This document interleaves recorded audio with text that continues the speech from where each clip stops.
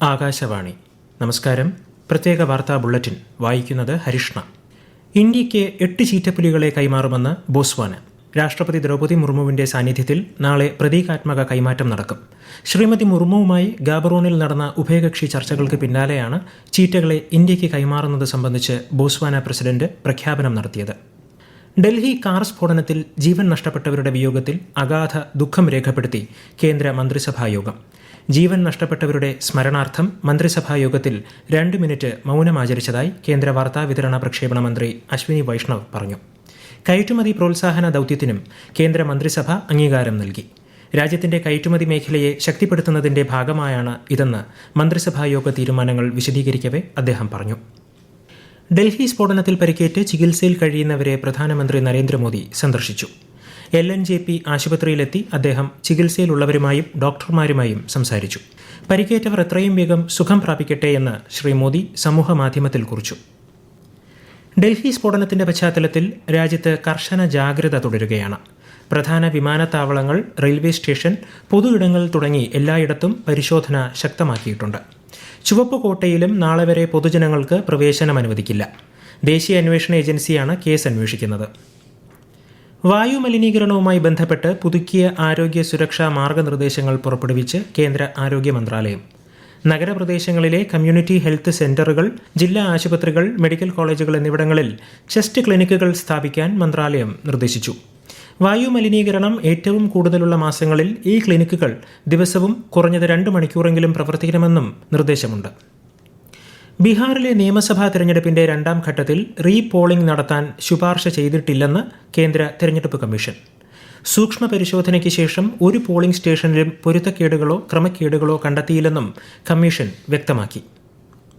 കേരളത്തിൽ PM ശ്രീ പദ്ധതിയുടെ തുടർ നടപടികൾ നിർത്തിവെക്കണമെന്നാവശ്യപ്പെട്ട് കേന്ദ്ര സർക്കാരിന് കത്തയച്ചതായി മന്ത്രി വി ശിവൻകുട്ടി. തിരുവനന്തപുരത്ത് മാധ്യമപ്രവർത്തകരോട് സംസാരിക്കുകയായിരുന്നു അദ്ദേഹം. പദ്ധതിയുമായി ബന്ധപ്പെട്ട മറ്റു കാര്യങ്ങൾ വിഷയം പഠിക്കാൻ നിയോഗിച്ച മന്ത്രിസഭാ ഉപസമിതി തീരുമാനിക്കുമെന്നും വിദ്യാഭ്യാസ മന്ത്രി അറിയിച്ചു. സംസ്ഥാനത്ത് മാതൃകാ പെരുമാറ്റച്ചട്ടം നിലവിലുള്ളതിനാൽ സംസ്ഥാന തെരഞ്ഞെടുപ്പ് കമ്മീഷന്റെ മുൻകൂർ അനുമതി ആവശ്യമായ സർക്കാർ ഫയലുകൾ പരിശോധിക്കുന്നതിന് ചീഫ് സെക്രട്ടറി അധ്യക്ഷനായ സ്ക്രീനിംഗ് കമ്മിറ്റി രൂപീകരിച്ചു. തിരഞ്ഞെടുപ്പിൽ മത്സരിക്കുന്ന സ്ഥാനാർത്ഥികൾക്ക് ചിഹ്നം ശുപാർശ ചെയ്യുന്നതിന് ചുമതലപ്പെടുത്തിയിട്ടുള്ള പാർട്ടി ഭാരവാഹികളുടെ ഒപ്പ് അതത് രാഷ്ട്രീയ പാർട്ടികളുടെ സംസ്ഥാന ഭാരവാഹികൾ സാക്ഷ്യപ്പെടുത്തി ജില്ലാ തിരഞ്ഞെടുപ്പ് ഉദ്യോഗസ്ഥന് സമർപ്പിക്കണമെന്നും കമ്മീഷൻ അറിയിച്ചു. ഇതിനു പുറമെ പ്രചാരണ പ്രവർത്തനങ്ങൾ പരിശോധിക്കാൻ ആന്റി ഡിഫേസ്മെന്റ് സ്ക്വാഡ് രൂപീകരിക്കാനും നിർദ്ദേശം നൽകിയിട്ടുണ്ട്. തിരഞ്ഞെടുപ്പ് പെരുമാറ്റച്ചട്ടം നിലനിൽക്കുന്നതിനാൽ 72ാമത് അഖിലേന്ത്യാ സഹകരണ വാരാഘോഷത്തിന്റെ ഉദ്ഘാടന സമാപന സമ്മേളനങ്ങൾ മാറ്റിവെച്ചു. പുതുക്കിയ തീയതി പിന്നീട് അറിയിക്കും. കേരളത്തിൽ വ്യാപക മഴയ്ക്ക് സാധ്യതയെന്ന് കേന്ദ്ര കാലാവസ്ഥാ വകുപ്പ്. തിരുവനന്തപുരം, കൊല്ലം, പത്തനംതിട്ട, കോട്ടയം, ഇടുക്കി ജില്ലകളിൽ ഇന്ന് മഞ്ഞ ജാഗ്രതയാണ്. കേരള, ലക്ഷദ്വീപ് തീരങ്ങളിൽ മത്സ്യബന്ധനത്തിന് ഇന്ന് വിലക്കേർപ്പെടുത്തി. ഇടുക്കി പൊന്മുടി അണക്കെട്ടിലെ ജലനിരപ്പ് പരമാവധി സംഭരണ ശേഷിയിലെത്തിയ സാഹചര്യത്തിൽ ഡാമിന്റെ 2ാമത്തെ ഷട്ടർ ഉയർത്തി. നീരൊഴുക്ക് ശക്തമായാൽ കൂടുതൽ ഷട്ടറുകൾ ഉയർത്തുമെന്ന് ജില്ലാ ഭരണകൂടം അറിയിച്ചു. പന്നിയാർ, മുതിരപ്പുഴയാർ, പെരിയാർ എന്നീ നദികളുടെ കരയിലുള്ളവർ ജാഗ്രത പാലിക്കണം. 56ാമത് ഗോവ രാജ്യാന്തര ചലച്ചിത്രമേളയ്ക്കൊരുങ്ങി ആസ്വാദക ലോകം. നവംബർ 20 മുതൽ 28 വരെ നടക്കുന്ന ചലച്ചിത്രമേളയിൽ 81 രാജ്യങ്ങളിൽ നിന്നായി 240-ലേറെ ചലച്ചിത്രങ്ങൾ പ്രദർശിപ്പിക്കും.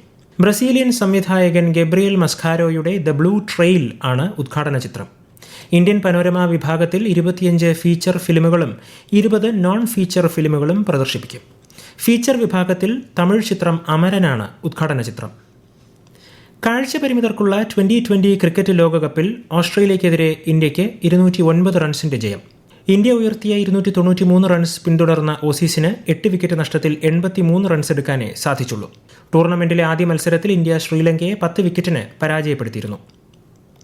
ലോക ഗർഭാശയ ഗള ക്യാൻസർ നിർമ്മാർജ്ജന ദിനമായ ഈ മാസം 17-ന് തിരുവനന്തപുരം റീജിയണൽ ക്യാൻസർ സെന്ററിൽ 25-നും 60-നും ഇടയിൽ പ്രായമുള്ള സ്ത്രീകൾക്കായി സൗജന്യ ഗർഭാശയ ഗള ക്യാൻസർ നിർണയ പരിശോധന നടത്തും.